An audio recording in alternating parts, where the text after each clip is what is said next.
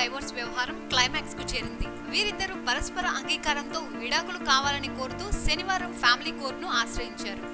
అమలాపాల్ విజయ్లు పరస్పర అంగీకారంతో విడిపోవాలనుకుంటున్న విషయాన్ని తెలియజేస్తూ వీరు తమకు విడాకులు మంజూరు చేయాలని చెన్నైలోని ఫ్యామిలీ కోర్టులో పిటిషన్ను మొన్న శనివారం దాఖలు చేశారు. మరో షాకింగ్ ట్విస్ట్ ఏంటంటే ఈ విడాకుల పిటిషన్ లో అమలాపాల్ తన భర్త విజయ్ నుండి ఎటువంటి భరణాన్ని కూడా కోరుకోలేదు. కొన్నాళ్లుగా విడిగా ఉంటున్న ఈ జంటకు కోర్టు మరో 6 నెలలు టైం ఇచ్చింది.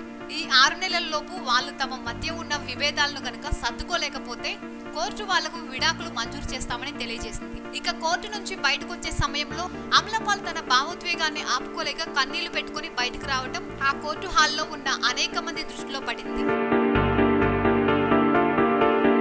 సబ్స్క్రైబ్ చేయడం మర్చిపోకండి. వీలైతే లైక్, కుదిరితే కామెంట్ పెట్టండి. ఇలాంటి ఇంట్రెస్టింగ్ బ్రేకింగ్ బిగ్ న్యూస్ మాకు తెలిసిన వెంటనే మీకు తెలియజేస్తాం. మాతో టచ్ లో ఉండండి.